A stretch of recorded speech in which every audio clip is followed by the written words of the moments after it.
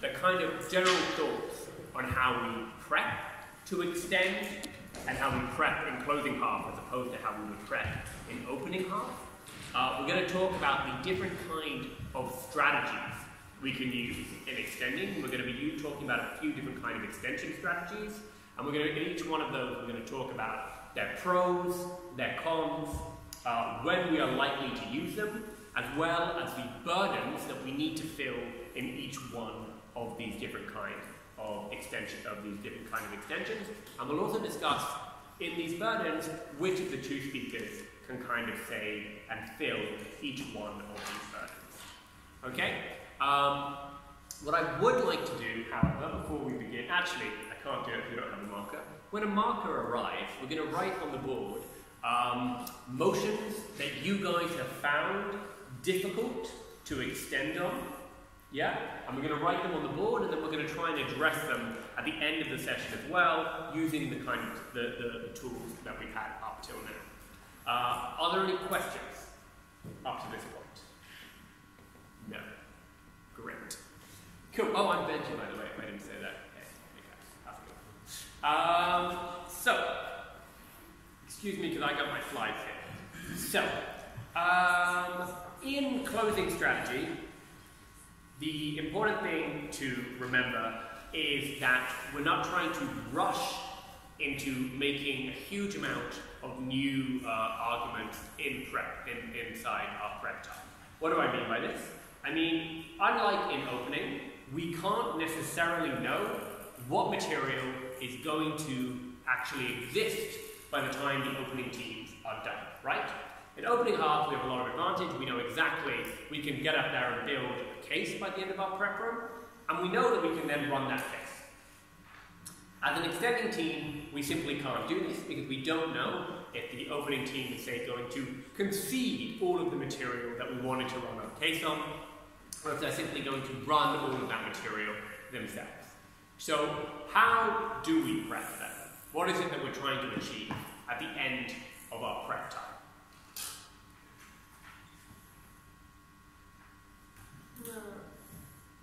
Yeah. We're trying to guess what the other ones would say. Cool. Trying to understand what it is likely to be arguments that are going to be raised in the opening half. Yeah. Yes. Get a a more comprehensive understanding of the problems, the stakeholders, and the important stuff in the motion. Yeah. So, and this is really important. One sec. That having a shared mutual understanding. Shared and mutual is the same, never mind.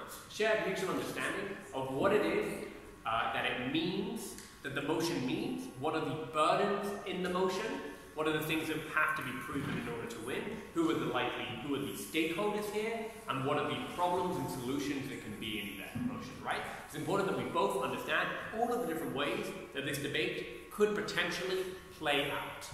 Yeah? I was about to say not to go into many details of one idea, probably generate a little bit more ideas and try to be like, go deeper into the motion and see what probably is going to be missed from the opening government or opposition. Yeah, so this is very true. So this is very true as well. We want to kind of have a wide breadth of ideas that we have, and again, this stems in a large point from the fact that we actually understand the motion properly. We understand all of the burdens that we want to do, and then we kind of have a stream of different points. Thank you. A stream of different points that we could potentially run, and a good thing to do is to try and think of each one of those various points that we have, say, an additional extension, not the basic, but what is an additional addendum that could be said on these kind of points, which the opening might not do. So by the end of our prep time, what we should hopefully have is, say, a list of all of the various burdens that need to be proven, and all of the different arguments that can be run on our side, hopefully with an additional addendum of something that we could add on them. What this then allows us to do is allows us to, no matter what happens in the debate, we'll know that we probably have the opportunity to run something, and most importantly, we'll be able to communicate that to one another during the debate. i.e. we'll be able to know what it is, both people will be able to know what it is that we are going to be running. Cool. So this is how we prep this is how we prepare ourselves during prep time. What do we do during the debate itself? Listen. Listen. But like, seriously? Listen.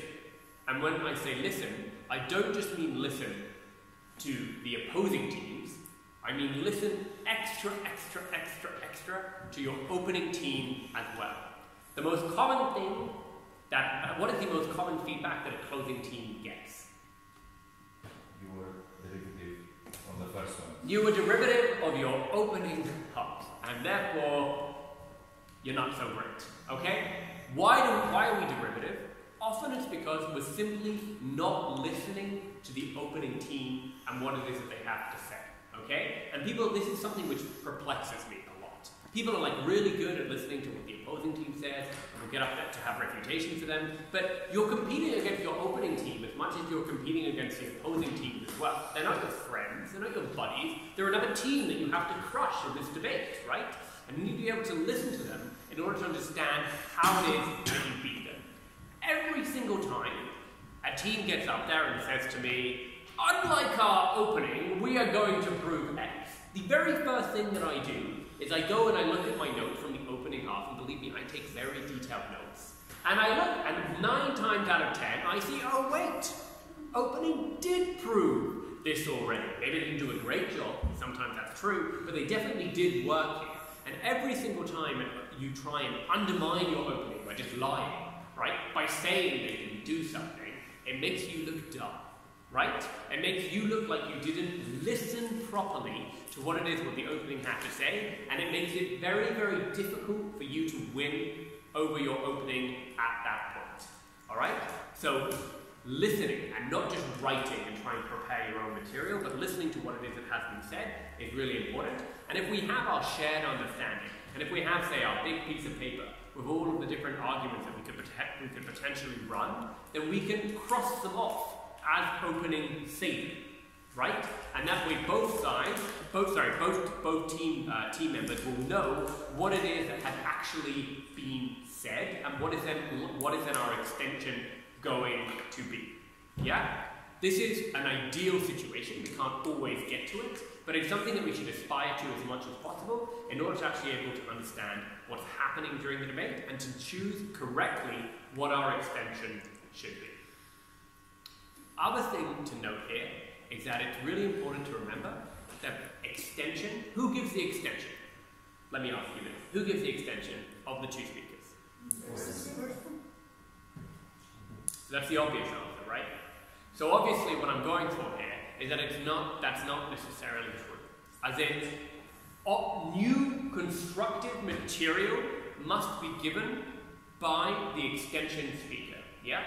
But other bits of our extension, such as refutation, such as weighing, okay, such as comparing metrics, all of these different things can be done also by the whip, yeah?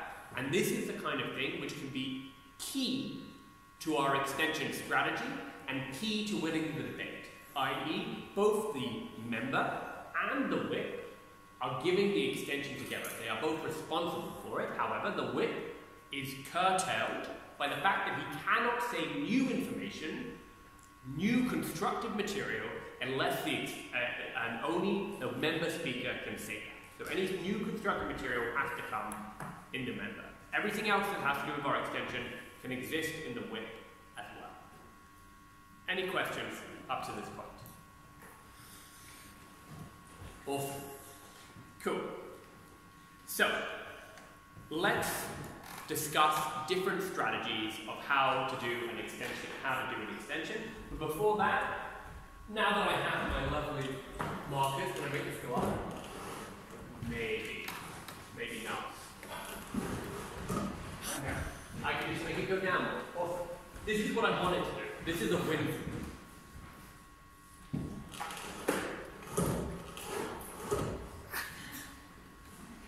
That's nice. Yep. Where?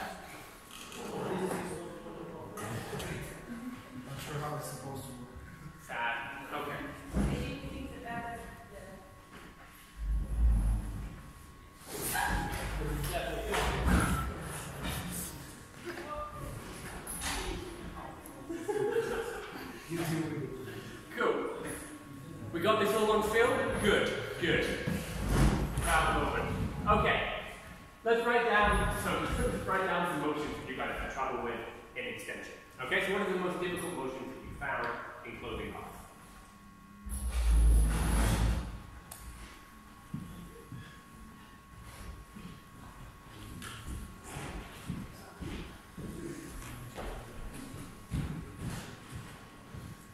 Yes. This motion about the West sponsoring Ukraine with guns and supplies to fight back Russia after the annexation of Crimea. Okay, so maybe this could be the motion, but like this house supports the West providing military backing or military aid to Ukraine against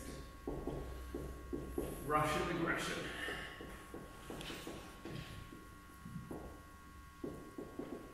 That could be a motion, maybe. Other motions? Yeah. This house will provide social welfare payments through coupons instead of money. Social as coupons, okay.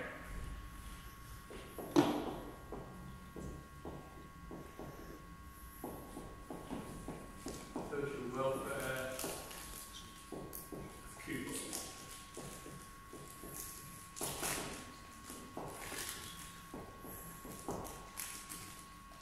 Do we have one more? Yep. So the Augmented Reality program is a program on which you can create holograms based on a lot of data, a lot of information about that specific person. And the motion was this house to support the using of this program to recreate influential persons that had positions such as CEOs, scientists, after their death.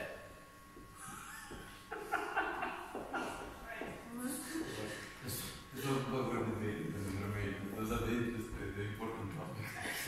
We love them. Important people after their death. Okay.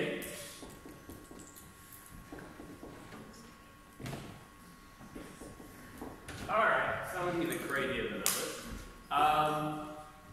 Cool. Fine. We'll get back to these at the end. Once we've gone through things, and hopefully we'll have a better idea about how to tackle some of this stuff. So, let's talk about the different kind of strategies that we can have. I don't have much more of a whiteboard, so I can't write anything more apparently. So we just have to remember this in our minds. So, the first kind of extension strategy that we talk about is opening a new clash. Okay? By this I mean providing not a new point, but a new point of contention inside the debate.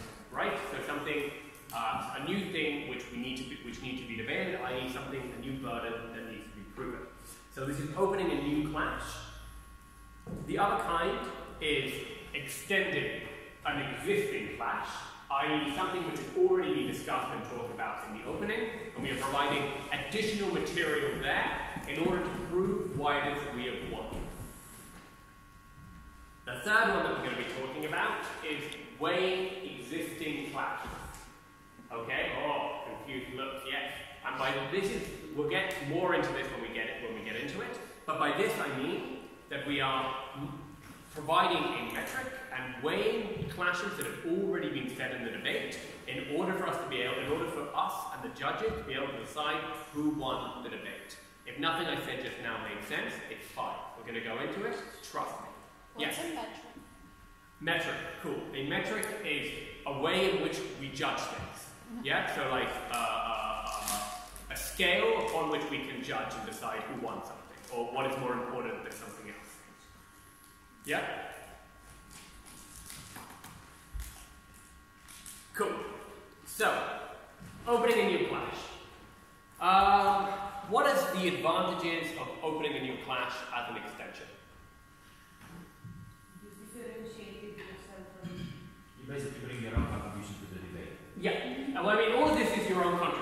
be very, very clear. But it is easy to differentiate and to show that this is a new contribution, i.e. the dreaded "you were derivative of your opening half" is unlikely to be said by the judge because you're not being derivative. You're saying something new and original, yeah? Given that you've actually listened to the opening team and made sure they haven't said it, right? But yeah, so it's very easy to appear new and fresh to the judge and differentiate yourself. What is some of the disadvantages of opening a new clash? Yeah? It's very likely that opening's arguments will be stronger because they'll take the more intuitive ones, while we have to open a kind of more obscure new clash. Yeah, so like, I think there's two things here. The first is that it is not necessarily likely that it will happen, as in opening might cover all of the clashes, and then the second thing is, even if they don't cover all of them, it could very well be that the stuff that you have is more obscure, maybe less important, less obvious as to why it's critical to the debate that you're having. Sorry? Yeah. And also you can see, like, it is sometimes difficult to show how when you say isolated, it also sometimes we call this like uncomparative, as in like it's unclear why it is, where it is that we exist in the debate, and why it is that what we're saying is important in relation to everything else that's already. Okay? So these are the disadvantages. Cool? So then, what are then the burdens that we need to do inside this clash? Sorry, inside this extension. What is it that we need to prove in order to win the debate? Could you clarify what opening a new clash means? Yeah, sure, no problem. So by opening a new clash, I mean, so let's maybe go one step back. What is a clash in the debate? A point of disagreement that goes back and forth.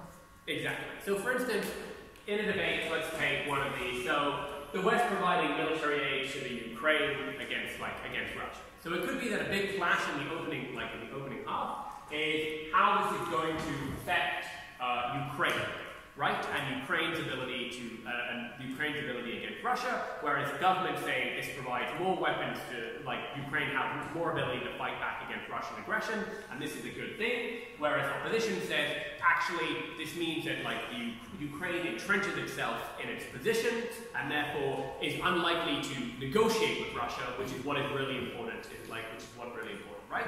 So they're both discussing it from Ukraine's point of view, and they're clashing about what exactly it is that Ukraine is likely to do, and this is good or bad. Cool? A new clash would be, actually, we're going to be able to discuss the West point of view in this debate. Why is it like this is something that how this affects the West relationship with Russia, and how this affects what goes on. So this is an entirely new clash in the debate, right? It is something that needs to be discussed, yeah? Because this is one of the burdens that we need to prove in this debate, like why the West should do this. But it is a new stakeholder and a new material which hasn't yet been discussed in the debate. Okay? So that's like a new clash when it comes to a different stakeholder. So it's a new argument, basically. Yeah, a new argument or an area which hasn't yet been discussed. So this can also be true of, like, for instance, if all of the arguments that came up here were all about economics, right? For some weird reason. But like how this economically affects what goes on. And then closing gets up and says, we're going to talk about this from a principled stance. Like, what is the morally right thing to do in this particular case? So again, this is a new kind of clash, not a different stakeholder, but a different type of argument that hasn't yet been said. Okay? So that's like opening a new clash. Does this help answer the question? Awesome. And again, if there are things that, so like, I do apologize, there are things that I use in lexicon that I use which I'm familiar with, but if you guys aren't, please just let me know and then we'll talk about it. Awesome. So, we talked about the pros of this, we talked about the cons, we talked about what opening a new clash is. Now we're going to discuss how it is that we win this. So what are the burdens that we need to prove in order to win opening a new clash? Yes? Prove that it's relevant to the motion and that it's more important than the existing clashes. Cool. So prove that it's relevant to the motion and prove that it's more important, so like weigh it up against the other clashes. There is one final thing that also you need to do. Yeah? Show how it's different from opening. So ideally, if it's a new clash, it's obvious why it's different. If there's some lack of clarity there, then obviously we should. But there is one other thing, very basic, that we're missing here. Yeah? You have to actually win the argument against the Yeah. opposing con. Yeah, you have to prove your own material, right? Like, let's not forget that. That is a very important part of this, right? When opening a new class, we need to make sure that, like, the class that we're opening is not, like, stupid, right? That it is something that we can prove and something that we've done. So it's proving the material that we have and proving that it's relevant to the debate, and then weighing up that clash against the other clashes in the room, right? So this is how we make sure that we're not disconnected and isolated from the debate itself. Okay, and this means that we're not just debating in a vacuum. A big problem that I see with closing half using this strategy is that they do this, right? They say, we have our new clash and we're going to discuss only morals now. Cool, but like, how does this weigh up against the economic argumentation that has already been made in the debate and is also important, right? So then you need to explain to me why this is more important than the clashes that have already been talked about. Okay? So these are the burdens that we have to hit. So when are we likely to use this kind of extension, this kind of strategy, opening a new clash? Yes? When there is an opportunity for a new clash. Yeah, so when there is an opportunity, yeah. When, what other criteria? Yes? When the opening parliament has missed something that you deem very important to... Yeah, so I think that ties into like an opportunity, so there's an important thing here. So we're not going to do it just like an obscure clash, but something which is important. Another thing that I would say here is that we're going to likely use this if our opening team is already winning the existing clash quite extensively, and they've done a good job, on it, then it becomes more difficult to extend on the existing clash, and therefore we more have to go and look for an additional clash to go with. Yeah? So this is the kind of scenario when we kind of feel like we have to do this. Okay? Any questions about opening a new clash? Cool. So we're going to move on to the second type of strategy, which is extending an existing clash. Okay? And by this I mean, so this is like kind of the opposite of what we just talked about, right? This is adding new material to the clash which has already been talked about, like the argument which is already being said in opening half. What are the pros of doing this?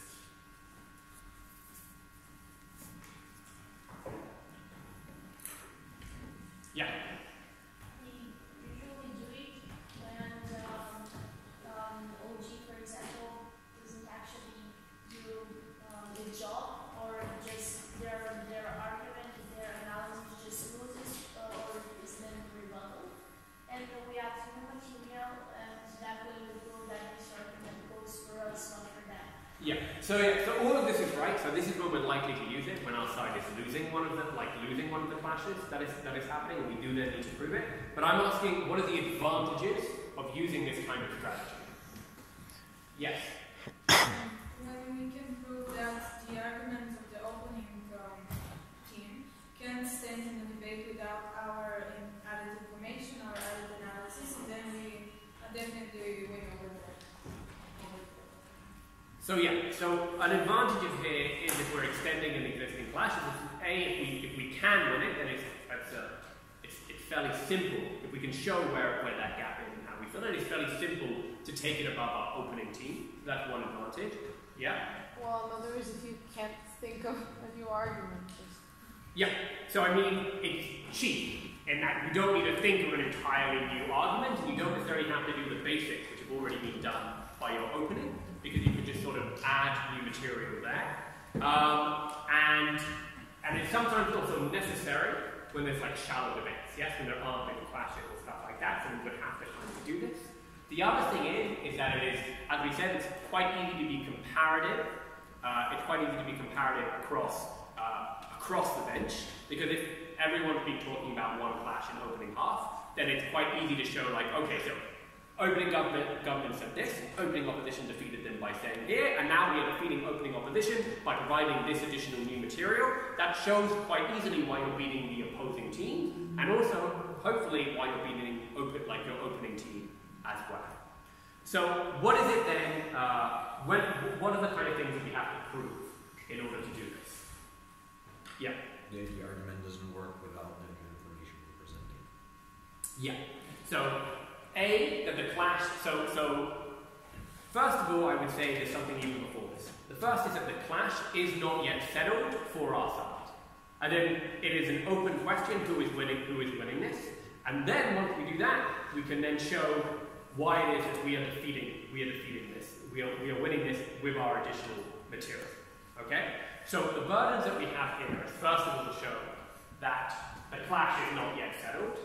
Then, to settle that clash by giving the material, we have to again give the material that we think settles it. Explain, prove why it is that that material has then settled that clash, right? So there are at least three things here that need to be, done. In this kind of case, the big disadvantage of running this kind of extension is the dreaded derivative. Yes, like you were derivative. Which is why it's really, really important to flag out exactly where it is that you guys are extending here. And to be as charitable as possible to your opening team. This means also listening to them and making sure you understand what they have to say, but also giving them the benefit of the doubt, right? Like, make sure that you're winning, even if they were slightly better than what you thought they would be. And little tip, guys, you probably think your opening team is worse than they actually were. Right? Because you're against them, you're minded to think that they are not as good as you or anything else, and therefore you are likely to be a little less charitable to them than you otherwise would be, especially when you're not listening very carefully. So be more charitable and make sure that what you're saying extends meaningfully. And the way that we do this is by making sure that what we do actually determines who wins a clash. Okay? Any questions? Cool. I'm sorry. One final thing to do here is if there are additional clashes inside the debate, an additional burden that we have is to prove that this clash is the most important clash in the debate. Yes, it's the same weighing up in metric. And again, much like in opening, much like in the first thing that we talked about, in opening a new clash, the weighing up of the clashes does not have to happen in the member speech, right? It can happen in the whip speech, i.e. the whip is an integral and important part of how this extension strategy is going to play out and how we're going to win this debate. Cool. Now we get to the third strategy, the one that I promised you I wasn't crazy about. So this is weighing existing clashes. What do I mean by this? Let's explain this. It can very often happen that opening teams are not particularly comparative and don't particularly engage with each other very well. What this sometimes plays out is, for instance, so let's say in the Ukrainian debate, one side proved that this one opening government's entire argument is about why it is that this is the best thing for the Ukraine, while opening opposition discussed why this is a terrible idea for the West. Okay? They don't engage with one another. They don't, each side has proven something in this debate, which is important. But how on earth am I, as a judge, supposed to determine which is more important in the debate? Yeah? The answer is that it is very, very, very, very difficult to do. Yeah? Which is why I'm always super happy when this has happened. If the closing teams get up there and can provide me with a way of weighing up and deciding who wins the debate based on the arguments that have already been made. Okay? So this is a really, really, in places where teams have been uncomparative and haven't engaged with one another, this is an amazing strategy. It means you will take second place in this debate at the very, very least. Okay? Because you will be above opening half, and with not a lot of work having been put into it. But let's discuss. So the obvious pros here is that there is no need to think of new material that much, guys, right? You're just providing a metric, so you don't need necessarily new points here. You need a new metric, and you need to prove that metric itself. The disadvantage here is that people can have the same perplexed and weird looks that you guys had when I first suggested this idea, i.e. it sometimes maybe sounds like not an extension. bad judges might not think that this is an extension, which is why you need to be super, super helpful with those bad judges and explain to them why this is a meaningful and important extension, which is winning the debate. So how do we do this? What are the burdens that we would need to meet in order to run this kind of extension?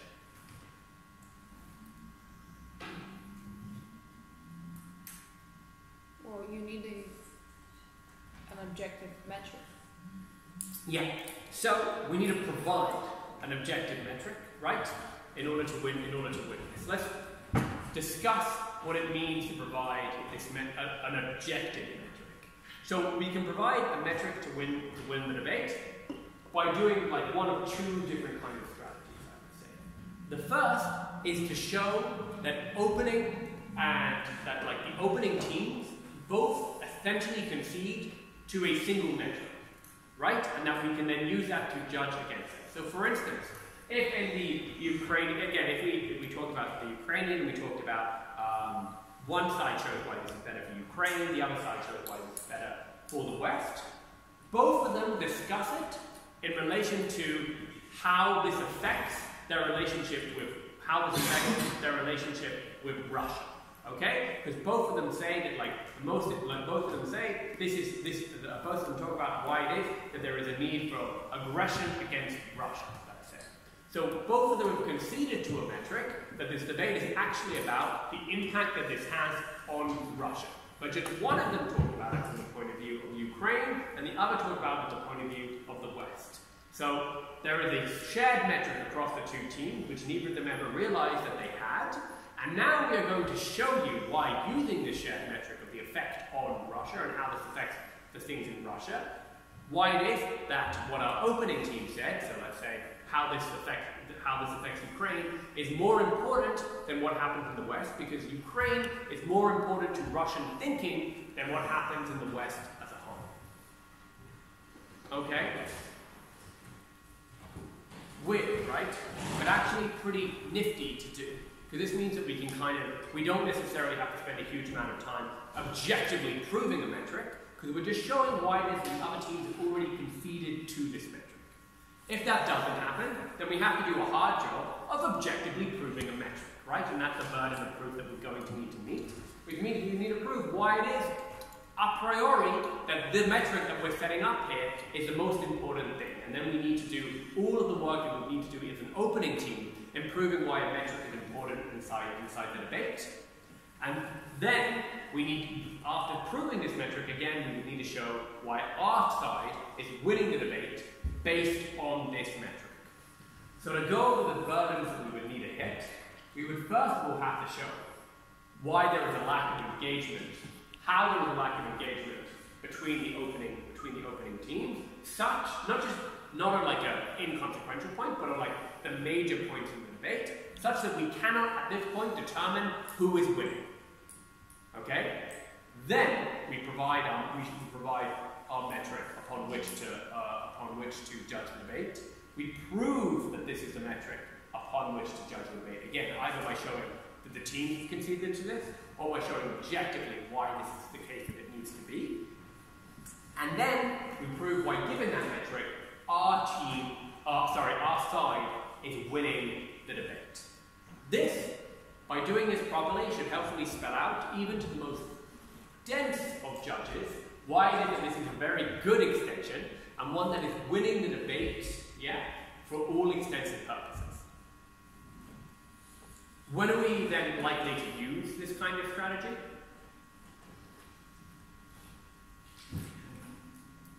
Yeah. When the engagement between the first two teams has been low, and then we talk about different things. Yeah, exactly.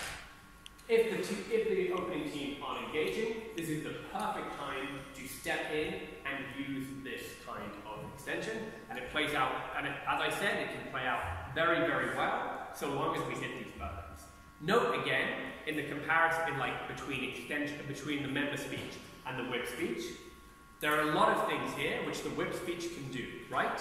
So the member has to provide the new metric upon which we're judging the debate, but doing the weighing up of the clashes based on that metric is something that the whip speaker can do, and not just the member speaker. right? So here again is where the whip speaker can be an incredibly integral part of winning this for your side, right? I think it's probably helpful to write down, once you know what the kind of strategies that you're going to use, to make sure that you write down the different bits that you're, like the different burdens that you have in order to prove them, right? And that way you can follow and see that you've done it. And if the whip speaker, who's obviously listening very, very intently, also to his members' speech, can know what it is didn't get said and didn't get proven by the extension speaker, and that he can then fill in those blanks. Okay? And again, as an extension speaker, I've always prioritized meeting the burdens that I and only I can do. Yeah, that means saying them first, giving them the most amount of time, all of that kind of jazz, so that the whip speech, if necessary, can fill in those blanks. Yeah? Any questions here? Cool. So, let's talk about, so I'm gonna, I still have a whiteboard, cool.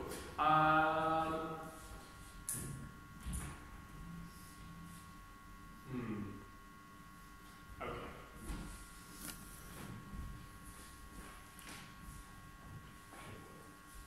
We'll get back to it, don't worry. I'm gonna give you just guys an example. So, this house supports the development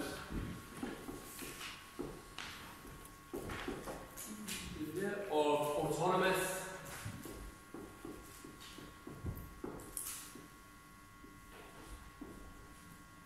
deadly weapons.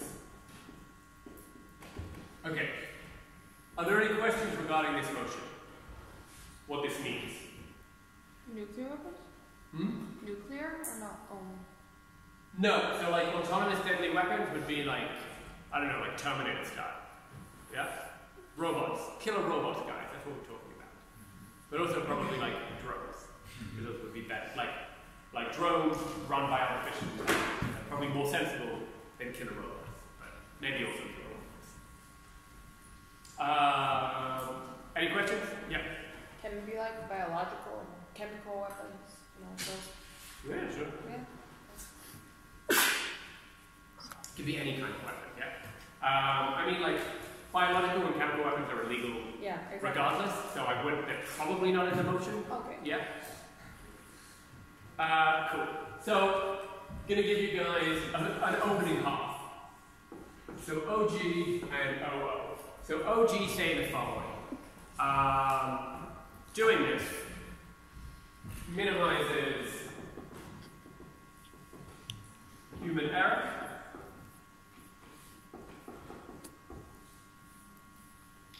It saves civilian lives.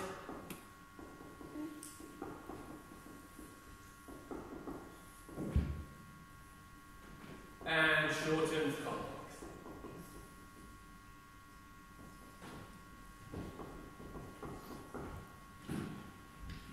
OO say there's machine error. And that this lengthens conflicts.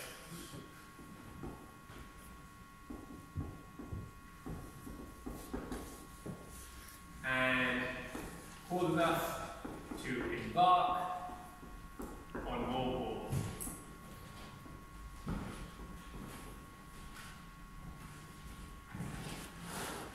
The word embark, I think it means to go out or do more.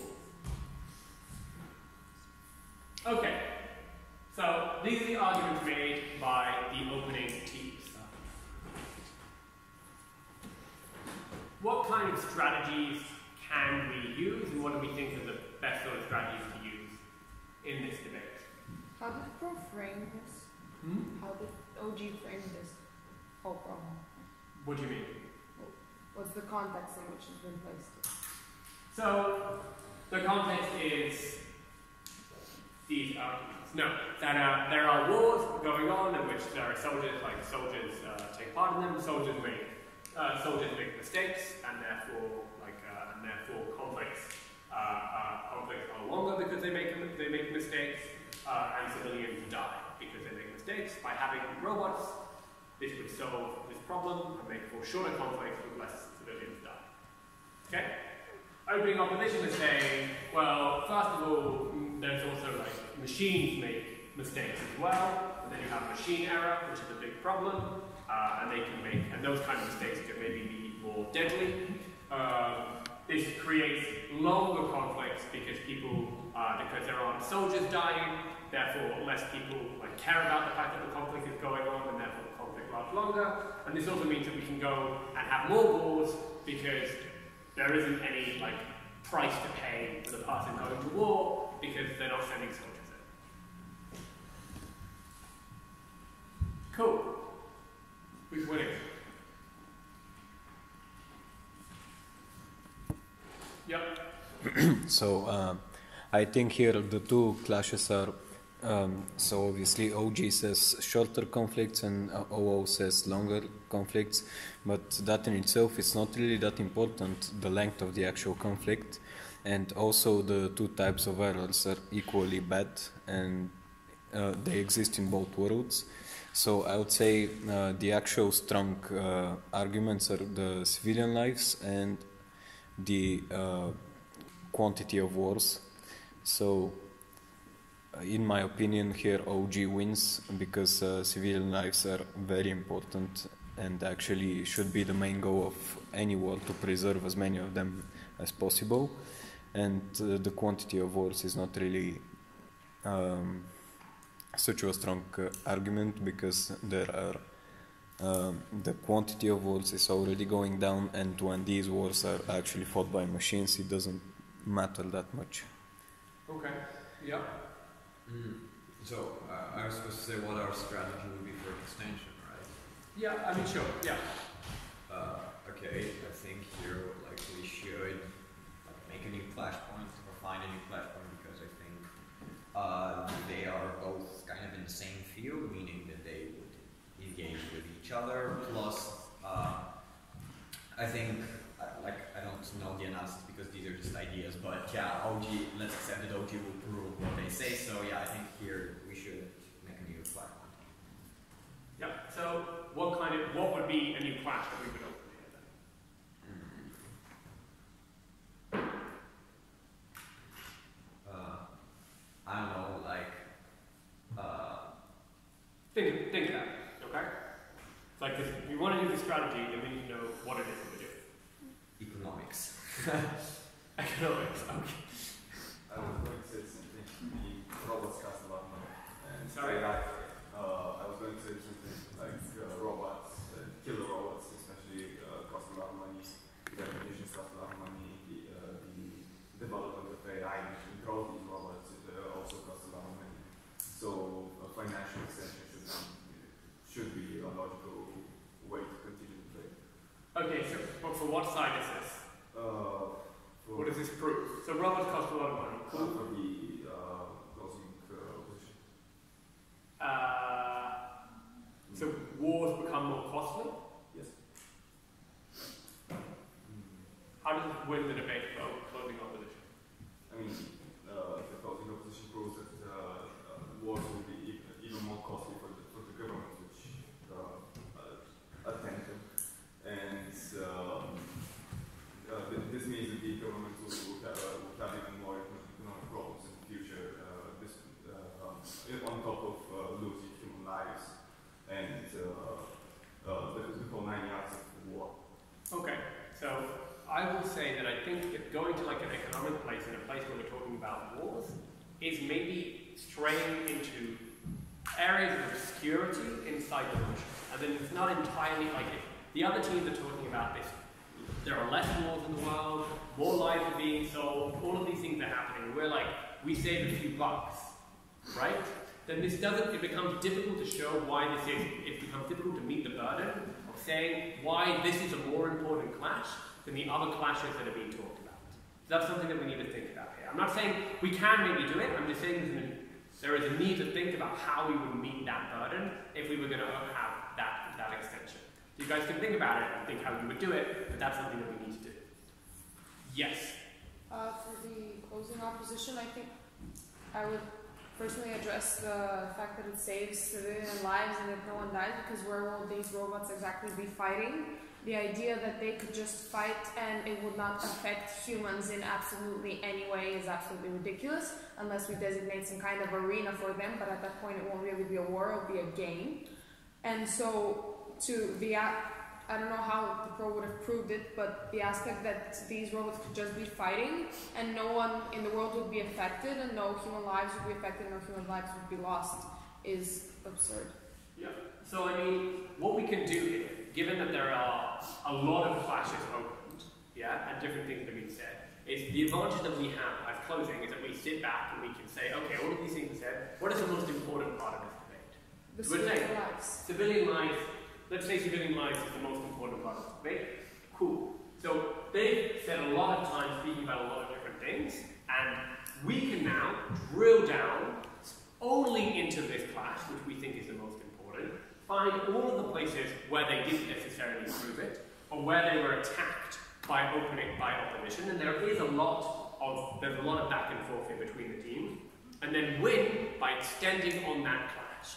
And because we think there is a clash which is clearly more important than the others, or clearly easy to prove why it's more important than the others, then this is like a good strategy that we can then use, right? So we have a load of open clashes in the debate, but maybe not necessarily resolved properly. So we choose the most important one, or the most important two, let's say, and then we win them for our side, and then explain why it is that these are the most important clashes, and do as you guys did, explain why this is more important than necessarily the length of the conflict. Yes, because the conflict is longer, but less people are dying, and that's secondary to the fact that less people are dying. Yes, it's fairly easy and intuitive for us to be able to prove, yeah? And because we have the time to sit back and think about this in closing, we have that kind of advantage. Does this make sense to people? Cool.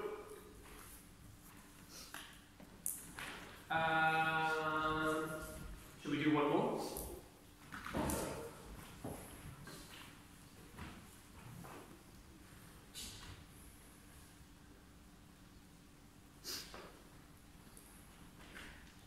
So,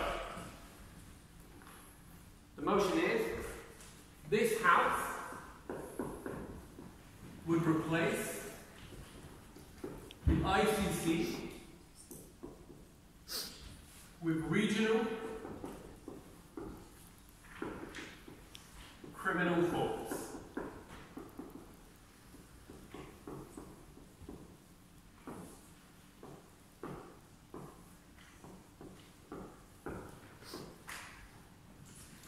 Let's take a second here and make sure that we understand what it is that this motion means. Do people know what the ICC is? So, cool.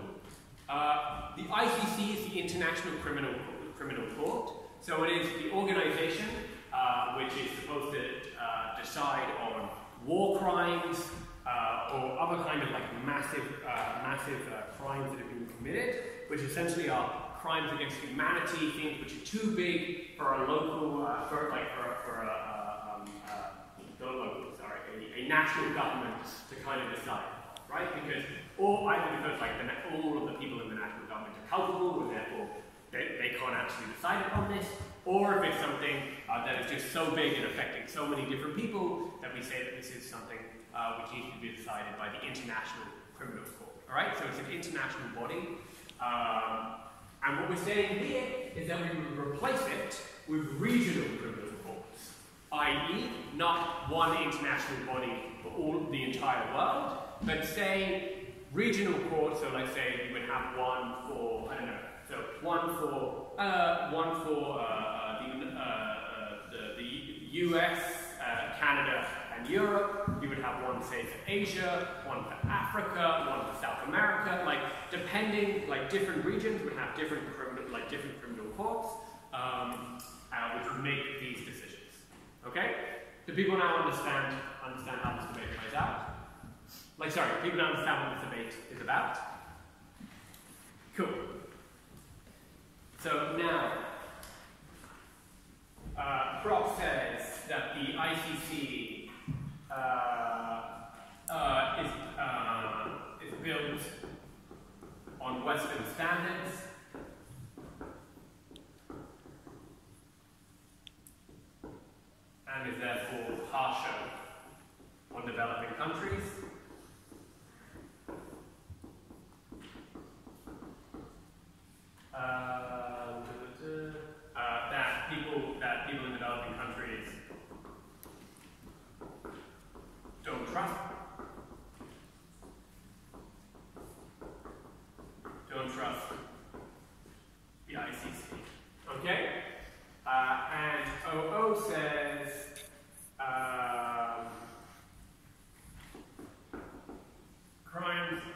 of humanity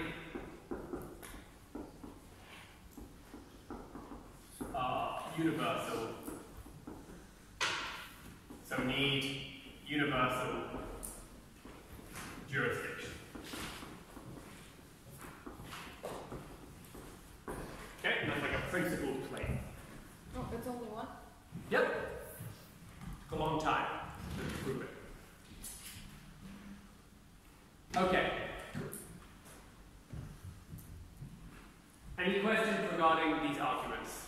Something that you don't understand? Yeah? You said that the ICC is built on Western standards, so it's harsh on developing countries. Why is that like bad? Why is that bad? Because, so lack of justice. I mean, like different. So if it's got doing harsher punishments for African countries and Western countries, that's a problem. Oh, it is. No. I mean, according to opening government. Yes. But yeah, doesn't the ICC judge on a personal level or individual level? So if your crime is so enormous that it goes to the ICC, shouldn't it be judged on the universal rules or the international rules and not on the regional? Well, I mean, that's what opposition is saying, yeah? Oh yeah, but my idea is it shouldn't depend where you come from, because you're not a representative of your country and you're just an individual. Yeah, so proposition is saying that, like, because of the way it's, like, the ICC was built by the West, it was built on Western standards and Western norms, and this was like this reason. Yeah? So it does. Yes? So, like, does the prop say something out of sort of like, for example, more war crimes are happening in places like Africa and Asia and Middle East right now, rather than, you know, North America, for example, or Europe, which is a fact. So you can't really compare them, and, you know, you can't really punish them the same way when there's so many. For one region, the most drastic thing is a lot more drastic than compared to what's happening in North America, for example.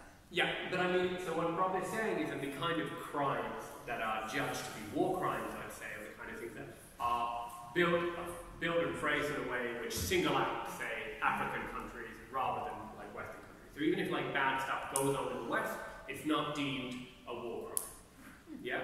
So for instance, like, for example, the kind of stuff that went down in Iraq or in Afghanistan by Western forces, there was very little pull to go to the International Criminal Court to, like, hold people accountable for this kind of stuff that happened, right? Whereas there is a lot more of a pull for when similar things happen inside African countries. Yeah? Cool. Any more questions regarding understanding the arguments that were made? Yeah? So if this was there were regional criminal courts and the US did that, what it did to Iraq or Afghanistan, where would the regional Asian court be the one to? Seems like a definition for like, that's a very good question, right? And I mean, maybe a problem with, like, doing the regional thing. You would say, that's a really good question. I would say, like, again, depending on what God defines, it would either be in the Western one, because the crime was committed by a Western aggressor, or in, say, the Middle Eastern one, because that's where it went down. But that's an important clarification. Yeah, I think it is an important clarification. That's a very good question. Cool. What kind of strategies do we use to extend? Yeah. I will explain why prop wins over, because those don't, like, a principal argument doesn't seem very comparable with those ones, and I don't think they would engage too much. I don't know though.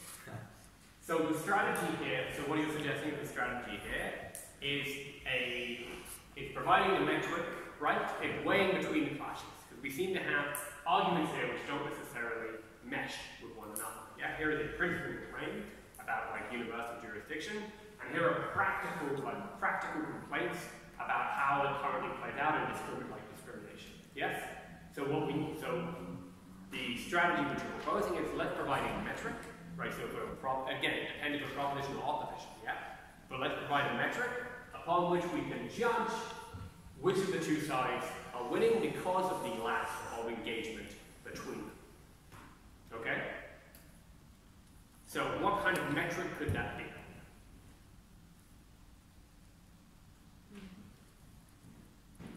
They agree that people should be treated equally, really. Who's well, both? Propositions saying that it's built on Western standard and they're harsher to developing countries when they shouldn't be. They should be equally harsh for everyone. And opposition is saying that they should be equally harsh to everyone as well. That there needs to be universal jurisdiction. Yeah. So we need to unpick what universal jurisdiction means and say, like, at the basis of universal jurisdiction, there is the assumption that, like, everyone needs to be treated equally. That is why we have universal jurisdiction, because there needs to be equal treatment to equal people. Like, national jurisdiction, because there needs to be equal treatment for equal people inside a country.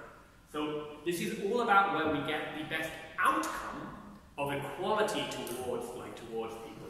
So even if, ideally, like in an ideal world, say, the ICC, there would be universal jurisdiction, the outcome is that today that doesn't happen. Therefore, by breaking it apart into regional courts, we can see that we would get the best possible outcome of universal jurisdiction, even if it was divided by different courts, because there would be equal treatment amongst people.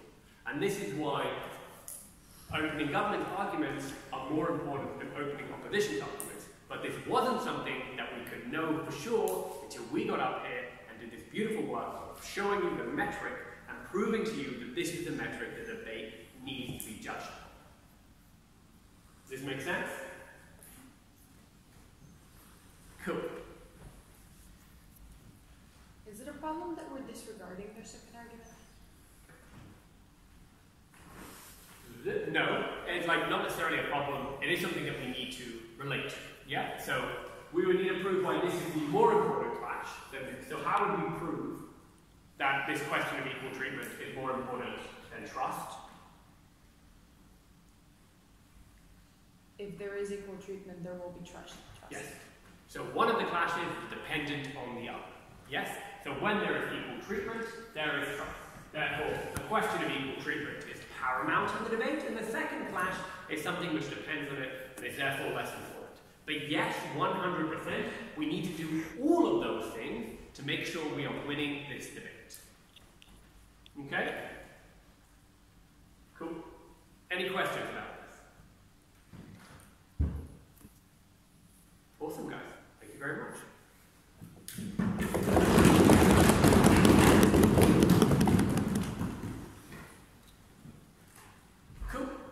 So we have a little bit, we have a 20-minute break now, and then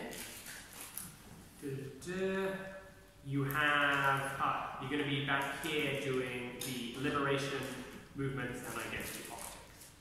It's going to be interesting, guys. It's going to be fascinating. Cool. If you have any questions, I'm here.